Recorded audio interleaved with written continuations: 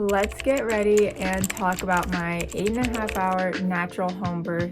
My goal is to help you not be afraid of birth. Natural home birth is not scary or dangerous and actually might be more possible for you than you may think. Excuse my appearance. I'm a mom and I don't have a lot of time. If I could go back, I would focus less on the birth, more on postpartum, more on breastfeeding and healing. My birth was 8.5 hours. A lot of people will say that's pretty fast for a first-time birth. Things that I think helped were regularly exercising, stretching. I've stretched and exercised my whole life, and I remember my doula making a comment that she felt like my pelvis was moving like butter. Regular chiropractor appointments. I didn't start going to a chiropractor until like 6 months pregnant. Also, I took a course called the Pain-Free Birth course. After having birth, do I believe that birth is pain-free? No. It's a lot easier to be afraid when you don't really understand how something works. Get educated on how your body works. I didn't really focus on my due date. The last week I started having contractions and I might have been in early labor like way sooner than I even knew. It was going on for like days, so I wasn't like worried about it. When you are gonna give birth, you will know. I highly recommend getting a doula. I had been having contractions for a few days, but I was not really like focusing on them because my doula had told me if you're able to sleep, if you're able to, take a shower, drink a lot of water, and the contractions go away, then you're not like about to give birth. I had been having that I think for like 2 days and I was not tracking my due date. It can be totally off. Sunday, September 10th, 2023 is when I gave birth. We were watching a sermon at home. My mom had come to help. It was around 11 a.m. that I started to feel like more intense contractions that I was like, okay, these are like powerful. I can't sit still. Like I was sitting down and I'm like, okay, I need to like bounce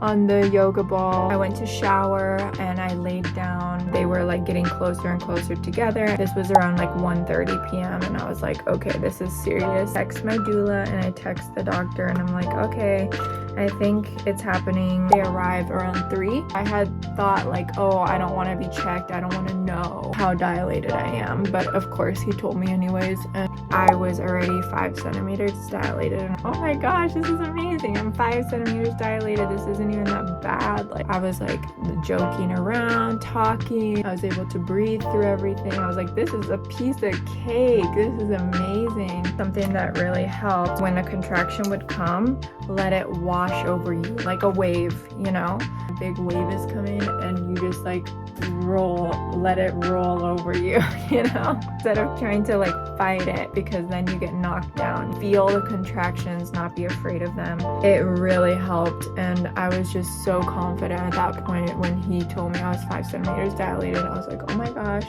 this is amazing. This is way easier than I thought. I'm so excited. We start doing exercises with my doula up and down the stairs, put the diaper on because they're like, your water might break. Around 6 or 6:30 is when we started to fill up the tub and things started to really intensify. This is where things started to get like so intense that I was like, okay, I'm not joking around anymore. This is like getting really hard.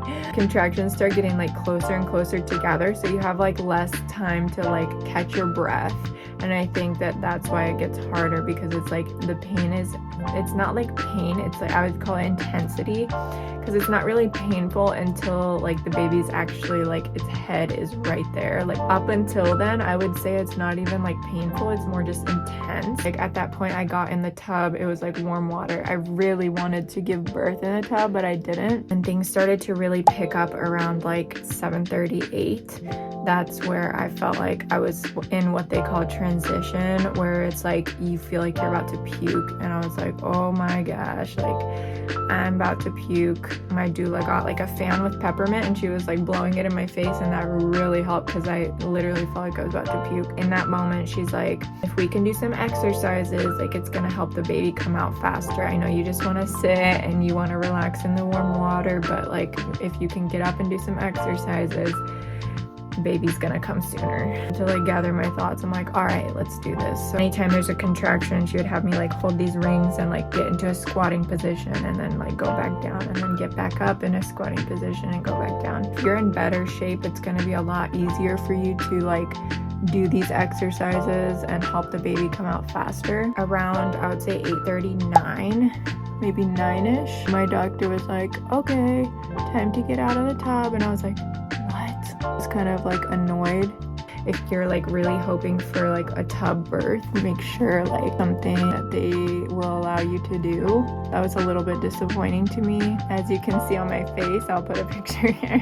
He was basically saying that if you sit in the tub for too long, it can cause you to be like too relaxed and it might delay the process. I don't know like how true that is. We go upstairs, the coached pushing started, and like in the course that I took, she was like, you don't need to coached pushing. Does anyone ever tell you like to push when you have to poop, you know? But then all of a sudden, here I am being coached to push, and I'm like, what am I doing? This is not what I want. My doula was like, Andrea, do you have to pee? She takes me to the bathroom. I'm like, okay, whatever, I'm just gonna go pee. Like, sit on the toilet backwards. And so we sit on the toilet backwards, and in that moment I was like, oh my gosh, the baby is literally about to come out in the toilet right now. I had not felt the urge to push at all until that moment. As soon as I sat backward on the toilet, I was like, ah!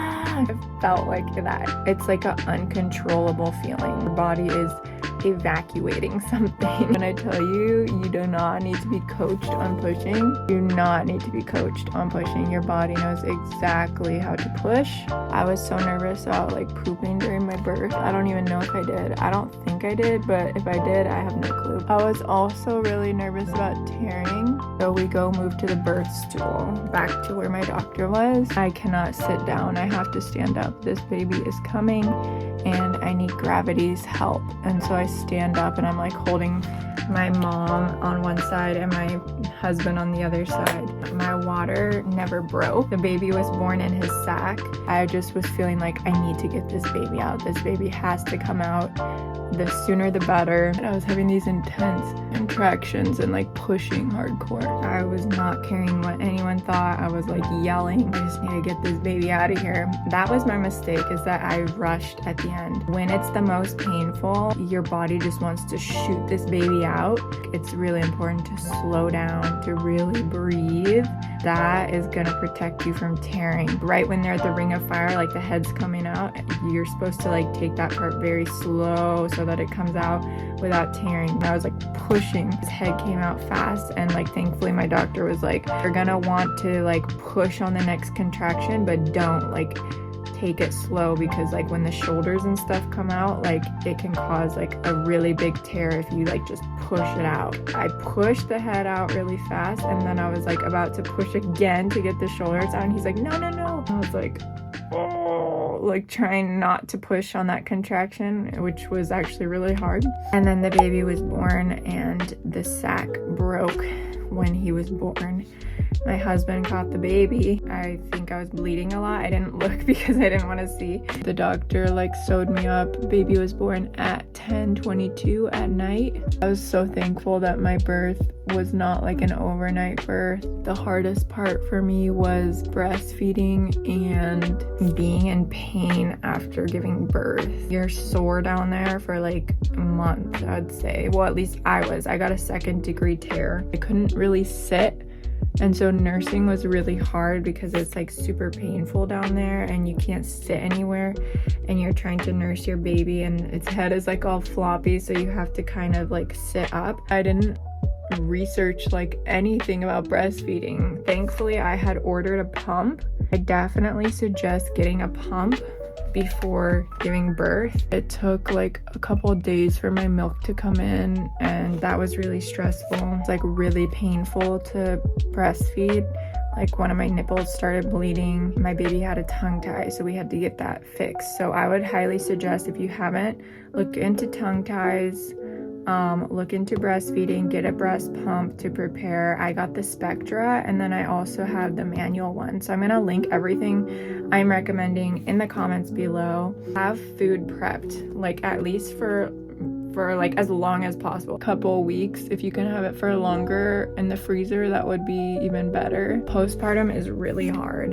You're not sleeping, you can barely feed yourself, you need to drink a lot of water to produce your milk, you're learning how to breastfeed. So if you can learn any of these things, or like take a little bit of the load off of your shoulders in any of these areas, it's really gonna help you. Most importantly, remember that it does pass. I am 13 months postpartum. I'm sorry if you're a man listening to this, but this is for the girls. This video is for the girls. Something that really shocked me and surprised me is that I was not completely healed down there for like 5 months.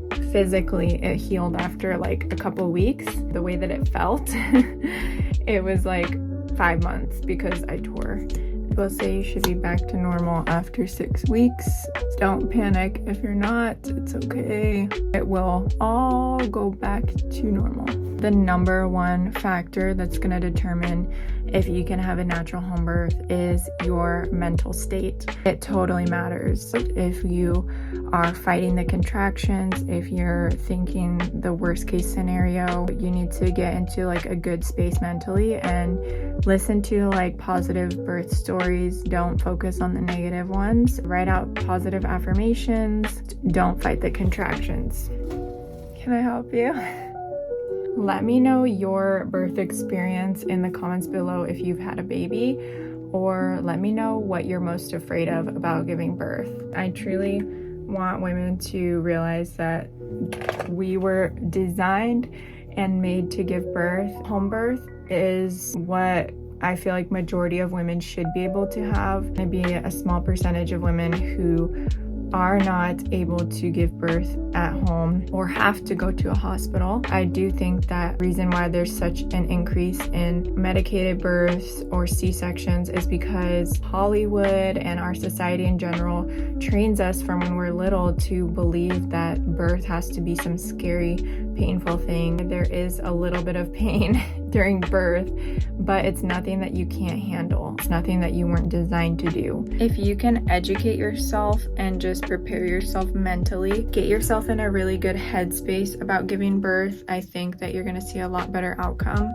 We don't do a good enough job as a society of sharing these things with each other as moms, or encouraging one another and telling each other what we need to do to be prepared and how we can better make the transition into motherhood, what things are normal, what are not normal, what to expect. I hope this video could encourage you of what's possible, that your birth can be something that is not a traumatic experience. I'm gonna link some of my favorite products below in the description for postpartum and things that I was really thankful to have. Another thing that was really important, first of all, a yoga ball. We use that all the time with our baby to help him sleep better. Second is like steam disinfectors, steamers, I forget what they're called, but I'm gonna link it below. In the early days, you spend so much time like pumping, making bottles, cleaning pacifiers. That was one thing that came in the mail, thankfully, before giving birth that I just happened to have, and I was so grateful to have it. It saved a lot of time that you could be sleeping. I hope that this video could encourage you, could help you, could make you feel more at peace about having a home birth,